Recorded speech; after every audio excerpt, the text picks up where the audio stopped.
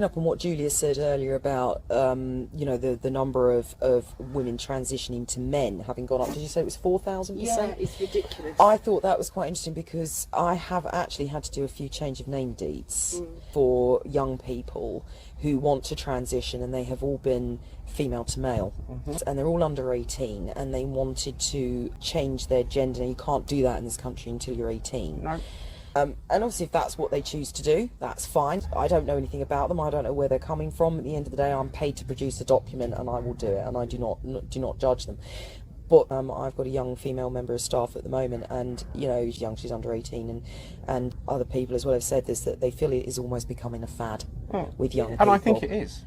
I think it's trendy now to be trans. It's very on vogue. Because, the problem we have is that suddenly the media got hold of this and turned it into something that it wasn't. The media have changed the notion and the perception of transgenderism and transgender rights, and which personally I think has sparked an awful lot of the problems, because ultimately nobody likes having something they're not really interested rammed down their throat. I mean, I'm not interested in football, but I don't, and so if it was rammed down my throat every 5 seconds, I'd be going, oh, fuck off. And it's the same with transgenderism. The problem that you have is that the media gets hold of it. It's the new latest fad. Let's promote this. I mean, Channel 4 was terrible. Put a bunch of transgender people in a house. Sensationalism. And then we'll film them. We'll film them and we'll sensationalise it to a point, because it sells TV programmes and advertising space.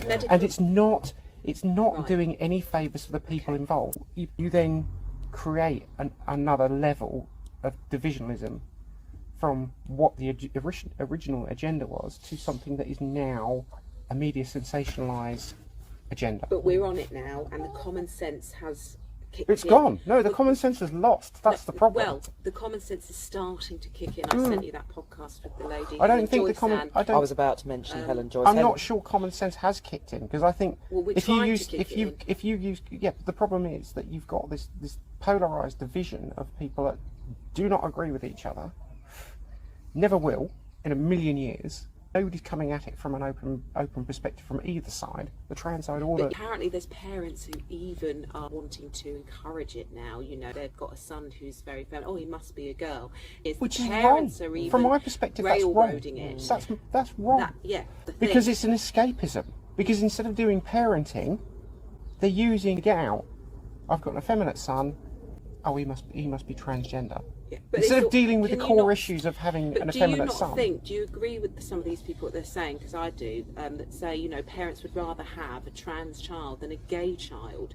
When normally the natural proclivity would be for this child to be gay or lesbian, or just alternative or bisexual or whatever. If I had been born now, my parents would have sent me to the gender identity clinic, because, and you know me. No, they wouldn't. They would have given you a motorbike and let you get on with it. Well, yeah, that's what. Ultimately, look, it's a cop out to say my son's effeminate, he must be trans. Why? Maybe he's gay. Maybe he's not. Maybe he's just an effeminate male. Maybe he's very sensitive. Again, it's stereotyping. It's gender stereotyping that should never occur. These parents should stop for a minute and go, actually, whatever my child is, I'll deal with it and I'll accept it, but let them be who they're going to be. I watched a documentary years ago about children in America who were, and I was slightly disturbed by it, because there were children who were, I'm trans, being 3-4 years old. Now, I started feeling different at 3 or 4 years old. It was what it was. But my parents didn't have information about transgenderism. Would my mother have done anything different? Probably not, because that wasn't the generation she was from.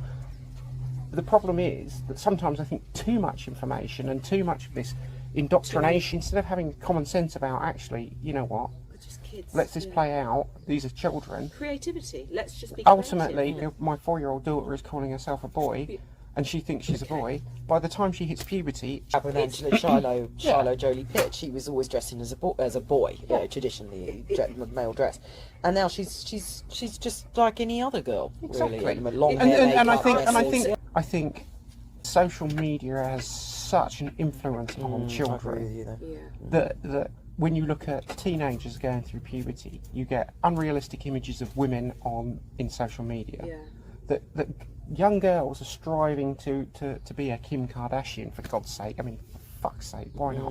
Why would you? No, they're seeing one stereotype of what they see as a feminine woman, and they get one image of a feminine woman, and this is how they're portrayed. And it's from misogyny that this image has been portrayed, and fashion, where the models are stick thin, boyish, and the media has continually pushed these images to girls. Now, if you don't fit that image on social media, and you're not going to be the next most beautiful girl in the class, you're slightly overweight, or you're stick thin, or you don't have hips, you don't have a bum, whatever you might be, you're not fitting that social stereotype. So why is it you've said to me you would, if you could, you'd have the boob job, the big hips, you'd have that accentuation of the feminine? Body dysmorphia. Right, okay. Body dysmorphia. Well, any Completely. woman does. Women do it all the time. I don't. Oh, come on, Julia. Most women. You do do nip and tuck. because you got upset about your weight. You suddenly start working out. You start getting slimmer. You have happened naturally. No. After children. You made a change in the way you do things to change how Because you I feel. don't want. You worry to about put your the skin. pressure on my knees. You worry about your skin. You worry about. Well, of course. I Okay, worry yeah. about- So everybody has a form of. It doesn't matter whether you're male, female. Everybody at some point or another has some form of body dysmorphia. Now, men mine's have, you could say more. Men Men have do, it. but then they just blame women for not liking their beard bellies. Men externalise it onto and it, make it a woman's so problem. you're fed these images of these, guys with six packs, women with allegedly perfect bodies. What is a perfect body? But you're fed this image constantly. I mean, you go on any social media, I can guarantee you that an 11-year-old or 12-year-old girl looking at one of these fashion ads is seeing this 5'10" woman with extremely long legs, semi-Barbie-like, So it's being fed this Well, we have unnatural... Pamela Anderson, for Yeah. God's sake. Yeah, exactly. Fake We had- boobed, a size 6 with fake. and look at the size every 0 of yeah, the 2000s. and every Saturday, every Saturday you got Baywatch fed into Yeah. your screens with Yeah. her running down a beach in slow motion with her boobs bouncing. So Well, no, they didn't misogyny- move. No, they didn't. The thing is that the misogyny in that alone, and then what you see on the screen, and it is now 24/7 fed to phones, Yeah. iPads. And why do you think then girls go, I'm never going to look like that, I'd rather be a man? Can I just follow on from that point, actually? Because what I noticed was, particularly in the 90s, which was my generation, where we had the Pamela Andersons, what we really had, what we had was a real prevalence of anorexia. Yeah.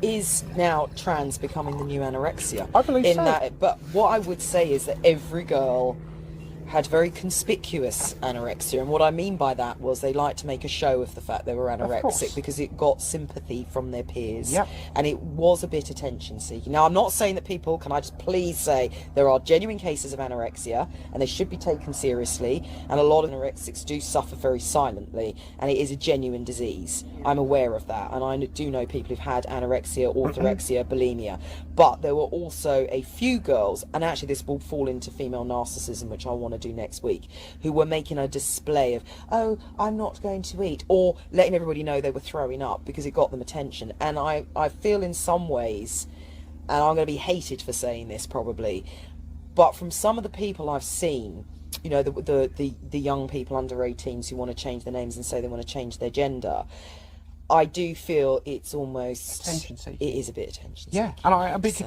because it's now mainstream media, because it is something that you can go, well, that's me, I'm trans. You can't hate me for that. yeah, Is that? You have to embrace it's that. a bit narcissistic. Bollocks. I was just Yeah, about to Bollocks. say I'm that. sorry, It's me, because it's again. because it all is about me, me, me. ultimately. I never transitioned to go look at me. Yeah. I know, transitioned yeah. because I had the choice of living as I was, being unhappy, Yeah. very unhappy, Yeah. choosing the second alternative, which is the lesser of two evils, because I knew transitioning was never going to truly make me happy. Yeah. But which was the lesser of the two evils? Because there's still the juxtaposition of the transition. Yeah. And then I have to wake up every morning, look in the mirror and go, Jesus Christ, what? Yeah. I'm not who I want to be. Yeah. So I still have that every single day. Yeah. It's not an easy thing to do. It's not an easy thing to look at every single day when you're looking in the mirror. Why then would you then be? It just seems a very... I mean, like hate crime. It's offensive, really, it's to people offensive. who genuinely It's are trans offensive and struggling. because- They're because- using this as a fashion accessory It's in a Calvin way. Klein. We had Calvin Klein. Sorry, I'm in the not 90s. trying to speak for anybody or talk. No, but it about is, but, because you I know, was struggling to get that 90s. without... It is offensive to the point that genuinely trans people are probably on the whole not particularly happy with themselves. Yeah. I mean, I know I'm not, which is again why I said, you know, body dysmorphia. Of course, I go out and have flipping hip implants, boobs done, liposuction. But this is why I think- facial It's like feminising. a woman Yeah, but that's what I mean. That's why I think But of there's you no as a woman. difference. This is what I don't understand the TERF argument. This is exactly what women complain about. This is being a woman. This is what it's like for us, and it's the same for you. This is why I don't understand TERFs. So- You're so- speaking exactly I like we don't, do. you know, and all the cis women that I know wake up in the morning and go, oh fucking hell, I've got a bit of a tummy, or you know. I have to thought- say, I wake up in the morning like, I'm hot shit, mate. Even with this gut, no man deserves me. I'm a bit like a man, I suppose. But Your from dad's that coming through there, aspect, then why put yourself through it unless it's a fashion accessory? And what I see at the moment is there are a lot of anxiety issues, Absolutely, and a especially lot in of women things that they're girls. hiding behind. Sorry, I don't want to interrupt too much, but do you think it's genuine anxiety, or do you think it is a plateau of attention? I think that there's a people mix. get confused between depression and lack of attention. I agree. Yeah, I completely agree, because I think there's a bit of a mix going on where you can go, I'm depressed, I don't really like myself, nobody at school likes me, what can I do that's going to make me look better to other people? And because transgenderism is so high in the media, Yeah, and because it's the latest fad, yeah, and has been for the last 2 or we 3, know 4 this, years, yeah. that people are latching onto it as a way of Well, navigating. As in the late 90s and early 2000s, gay was the thing. It was, yeah. I had a few friends at school. I went to an only girls' school, and I had a few friends who were lesbians, and they were adamant, you know, that they were lesbian. They were annoyed if people said they were going through a phase. Like, it's not a phase. And lo and behold, by the time they were 25, they were married to men and settled down and having families. And so, yeah, and unfortunately, I mean, like, they're not doing a service. and I can remember being at school. I went to a fairly white Midwest American high school. So you watch every American film with the jocks, the stoners, blah blah blah blah blah. You know, all these stereotypical American movies. The school was pretty much like that. It wasn't that far removed from reality. We're forced to do PE. Now, as a trans person and a teenager that felt completely different, I refused to shower Yeah, because it's an open shower. yeah, All the boys are in there. yeah. Especially the sports oriented Self-consciousness. guys that are in there, like whipping towels, you know, and you just go, this is the most uncomfortable thing I can think of. Yeah. I don't Isn't belong in being here. School. I remember feeling so uncomfortable. School's a terrible I place. find to peer be. pressure uncomfortable. I found growing up uncomfortable, coming of age. Everything about growing up is quite uncomfortable. Can I just ask though, because following on from what you were saying about young girls seeing images of people like Kim Kardashian now on social media, do you feel then that to some degree some trans people, this is the TERF argument, one of the TERF arguments is that people want to change sex because, and I harsh as callous as this sounds, because they're failing in their own gender. Yeah, like I say, every day I wake up, I look at myself, I know I don't have a particularly feminine body. I've got quite wide shoulders, and you know, I'm not... So did my mum. But hey, She's 5'11" with shoulders like an ox. so, but every person is built differently. Yeah, And I'm not feminine looking at all. but you know what? When I was going to work in my old job, and even in this job, I go into the office. If I want to wear heels, I'm going to wear heels. If I tower over somebody, especially a man that's above me, I don't give a shit. Good. Because I tower sometimes- over men. Great. Because Can I just because say what I something like as about well? that is Yeah. also sometimes it makes them feel really bloody uncomfortable. Well, sometimes they need to be taken down a peg or two, to be honest. and the fact that I stand there in heels at 6'1" or whatever I am in heels, and they look at me and go, But this is. "Holy shit!" Can I say something? This We is better quite let Jules speak, so I'm fascinating. very around it. I find there's a disparity between Sel and I because I'm stereotypically I'm petite, And it doesn't You're not make petite. me feel- You're an No, average but I'm height, an average. looking sort of woman and who could be objectified, inverted commas. I think what you mean is you're kind of a sporty physique. Yes. Yeah. And I've noticed since I've got sporty, men look at me differently, and I must be honest, I don't particularly like it. Now the dog's attacking the chick. No, it's just, and it's funny. It's like Hunger Games around here, isn't it? Yeah. And I feel like I want to cut my hair short and wear a shirt and just look less conspicuous. We went back to the body dysmorphia. I didn't deliberately lose weight. I was anxious, went into a difficult time in my life, and the weight just came off. I was a little bit depressed, anxious. It was my mood, and that gravitated towards just me losing a bit of weight. It wasn't intentional, and I noticed because of that the byproduct was I got more male attention. And I noticed that. I was 18 stone. I lost 6 stone in 8 months. I was trying to control my diabetes through keto diet. And straight away, I had every bloke glued to me like flies on shit. And it was... But do you know what I loved? It was all the middle-aged beer bellies. Now suddenly I was good enough for them. Yeah. That's what got me. Yeah, but how did it make you feel? Didn't it make you feel a bit like an object? Like you're just... I don't think of myself as an object, but I've always thought that I have been an object in the eyes of men. Just, am I a fuckable object or an that's unfuckable how I object? feel. That's how I think we're seen. But then I get exactly the same. I get exactly the same. But I will dress how I want, and I will put on what I want, and I will wear what I want, because I'm not going to be dictated to. Because some guy thinks, oh, she's wearing that dress, that's sexy, and those heels. I don't give a fuck whether he thinks it's sexy. I'm not there to dress for him. Yeah. I'm not dressing for him. I'm dressing for me. And if I want to dress for me, I will wear what I feel comfortable wearing and how I want to dress. Is there a part of us, though, let's be honest, that in a way likes unconsciously, very unconsciously, kind of likes being desired, or the fact that... Of course, everybody wants to be wanted, there Julie. is an element of that. Jill, everybody wants to be wanted. But ultimately, I think the natural human existence is that you want affection, you want love, you want somebody You don't to want to be you. desired by everybody, But though. you don't. No, But You got an image in your mind of who you want to desire you, and that's not It's the men in this selective. town.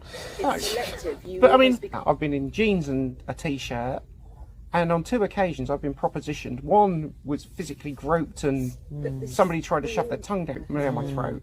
And on both occasions, one was okay, semi-respectful, French guy, semi-respectful. I just The knew he was second- going to be French. Yeah, the second one was a Dutch guy who was as far from respectful as you could imagine. It was tantamount to assault. And luckily, I'm tall enough and big That was enough. literally that mine. I That just was go. all my Clarity, college though, years. That was yourself. literally, can I just say, that was literally all my college years. Every week I'd go out. This is what would happen. And you took it for granted back then. This was normal. Men just grabbing hold of you, Yeah. you know, slamming you up against a wall, sticking their tongue down your throat. And it was, oh, look, you've pulled. Yeah, no one questioned this back this then. is going to come Exactly. into female sexuality when we do this, though, Anne, because this is where lesbianism is a value to me. And when you say you're a lesbian, I think unconsciously for a lot of women, they're saying, I don't want to be. You're more sexualised than anyone else. But We don't want to be. Lesbians don't. Oh, I know. Oh, That's why But hang you're on more a second, sexualised than anyone else. I had when I first moved back to the UK in 1993. I had 2 lesbian flatmates that lived in the basement flat below me.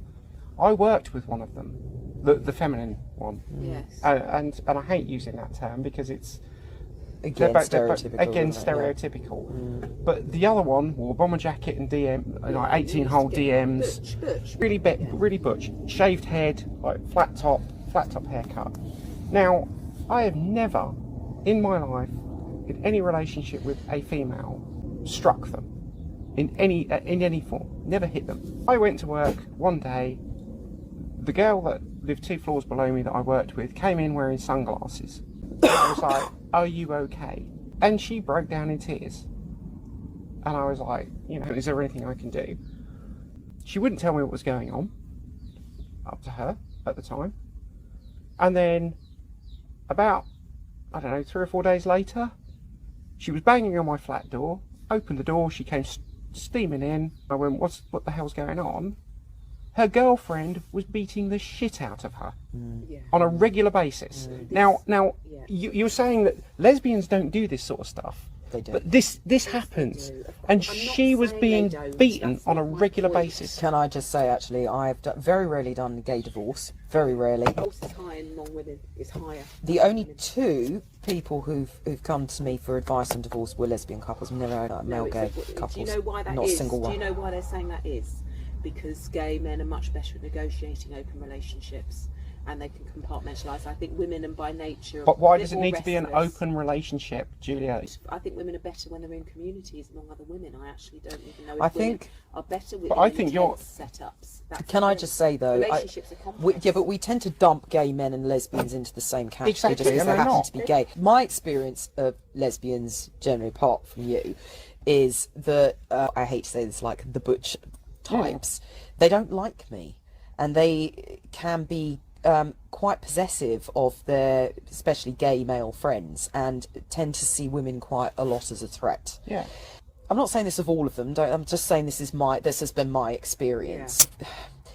Women are discriminated against in society anyway. When you're a gay woman, you're doubly discriminated against in Exactly. society. And then when you're a Whereas butch woman, men do come from a place of privilege. And I appreciate that they're gay men, and so they're dealing with homophobia.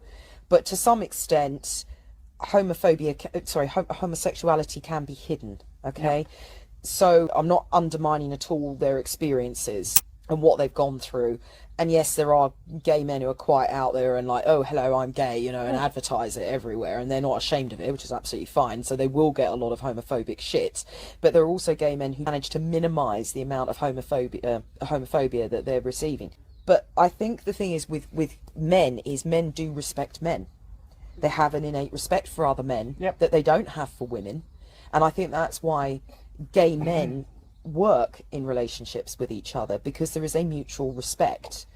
And they have been raised in a society where men are at the top and they are privileged. And I think that's often the reason why their relationships, don't get me wrong, not all gay relationships are great. I know plenty of men who are in relationships with each other where it's all histrionics and fights.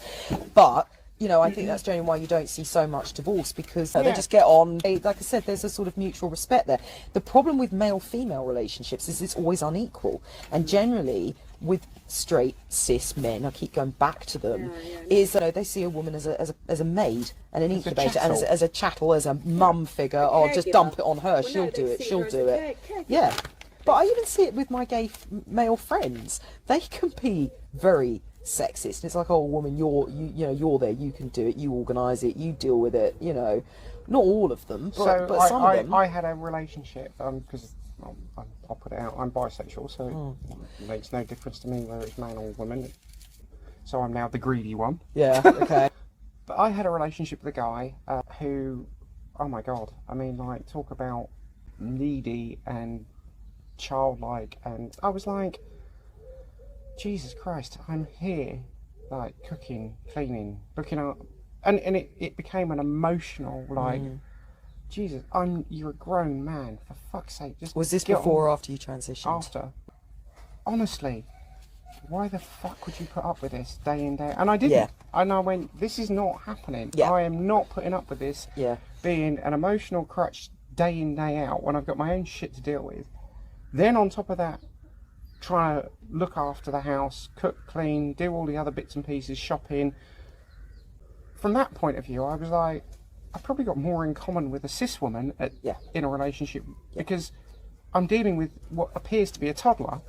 Yeah.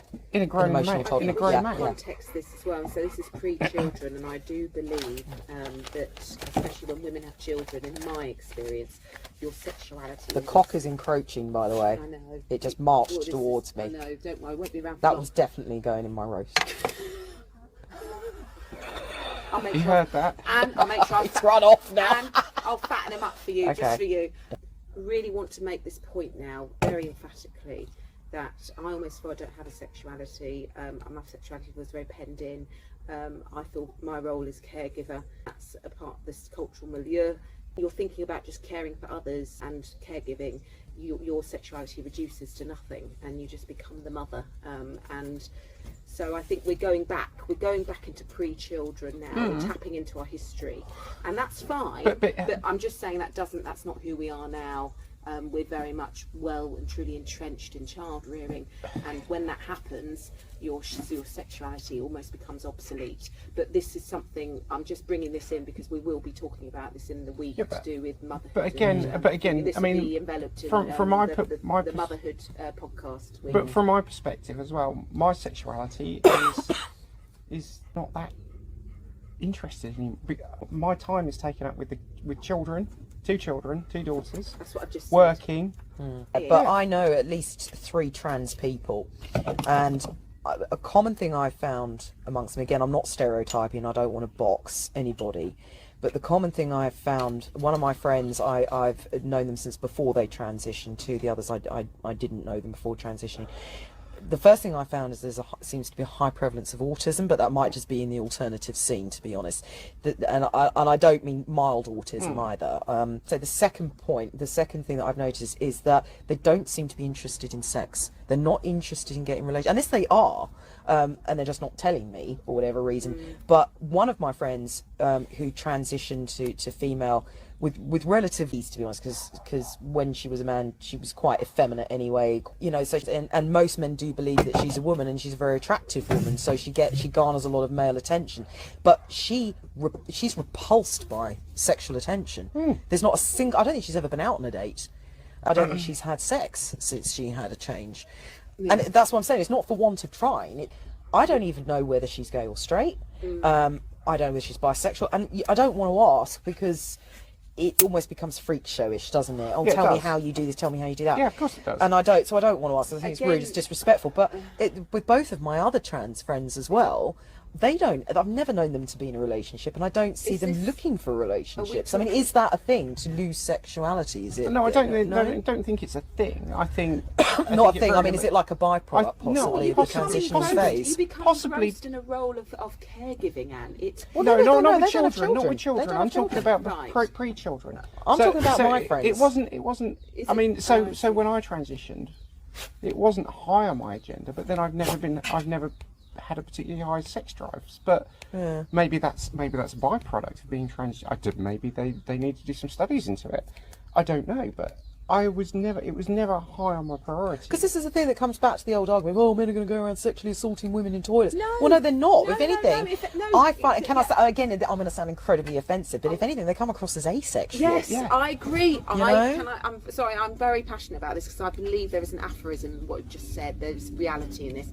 I think actually there's something, a heteronormative guy who's just this bog-standard bloke married, there's more sexuality in him than there is actually a trans woman, where it's autogynephilia, it's on the self. There's an element of that it's on the self. It's totally benign. This is the paradox. This is the irony.